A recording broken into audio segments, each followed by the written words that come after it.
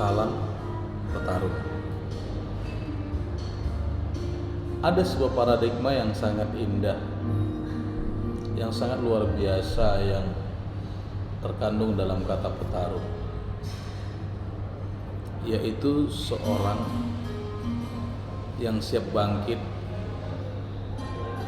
seseorang yang siap melawan, mempertaruhkan apapun sehingga ia bisa meraih kemenangan. Oke, kita akan kembali berbicara sedikit tentang Kronos dan Kairos. Tapi kita mau belajar dulu dari Galatia 6 ayat 7. Galatia 6 ayat 7. Jangan sesat. Allah tidak membiarkan dirinya dipermainkan. Karena apa yang ditabur orang itu juga yang akan dituainya. Jangan sesat. Allah tidak membiarkan dirinya dipermainkan. Karena apa yang ditabur orang itu juga yang akan dituainya. Saya ingin membahas kebenaran firman Sang Khalik ini melalui Kairos dan juga Kronos. Ayat ini berkata, jangan sesat. Artinya, saya dan saudara tidak boleh memiliki sebuah konsep pemikiran yang salah. Sang Khalik ingin saudara dan saya tidak memiliki konsep yang tidak benar. Tentang apa? Tentang dia. Kenapa? Karena dikatakan Allah tidak akan membiarkan dirinya dipermainkan. Allah tidak akan membiarkan dirinya dipermainkan. Mungkin kita berkata, mungkin saya berkata, aku sudah melakukan yang baik. Tapi dia tahu. Apakah saya sudah melakukan yang baik apa belum?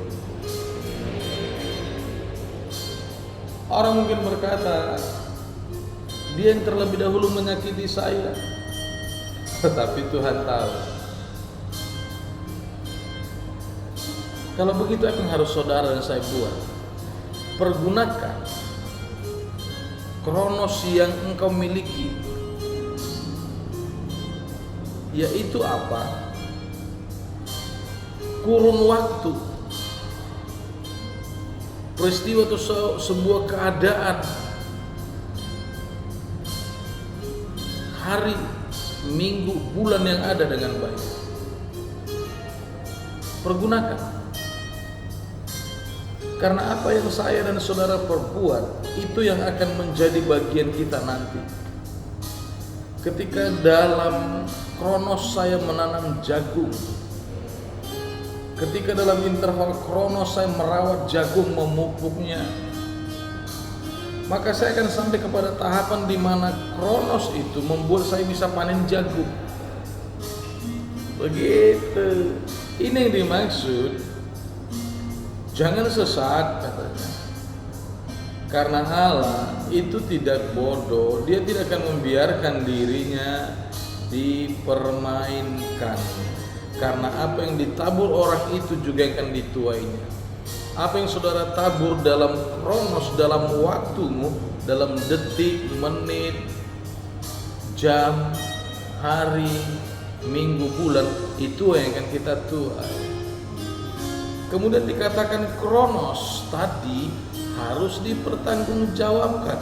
Demikian juga Kairos. Kairos adalah suatu kesempatan atau sering dikatakan peluang. Ketika muncul sebuah peluang, apakah kita bisa memahaminya, bisa menangkapnya? Apakah kita bisa mengisinya dengan baik? Karena apa? Karena itu tidak akan pernah kembali, saudara. Salah satu contoh Kairos yang sangat sederhana adalah Ketika saudara duduk di bangku SLTA atau di bangku sekolah lanjutan tingkat atas, kalau saudara mengisi kairos ini dengan baik, saudara dan saya belajar dengan baik, maka suatu saat kita akan diperhadapkan kepada semua yang disebut dengan mungkin bisa menjadi seorang mahasiswa melalui jaluran undangan atau melalui ujian atau melalui apapun. Di mana tahapan itu, kairos itu nggak akan pernah kembali lagi. Saudara tidak mungkin lagi masuk kepada tahap kelas 1 SMA, kelas 2, kelas 3, nah mungkin. Karena apa? Itu sudah terjadi. Jadi mari saudara, jangan salah. Apa yang saya tabur itu akan saya tuai. Kenapa saya masih sulit menjalani kehidupan ini? Karena ada banyak kairos, ada banyak peluang yang saya buang. Kenapa saya masih sulit? Ada banyak kronos yang saya sudah buang dengan sia-sia. Ya puji Tuhan, ada yang namanya grace, ada yang namanya kasih karunia.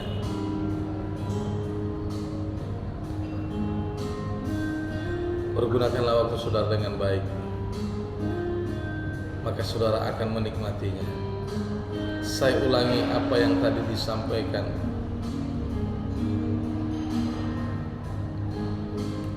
Jangan sesat. Allah tidak membiarkan dirinya dipermainkan. Karena apa yang ditabur orang itu juga akan dituainya. Bagaimana kita berjalan dalam kronos, dalam kairos itu, itulah yang akan terjadi pada kita esok. Salam petarung menjadi pemenang. Salam Sumantriono Riding for Grace.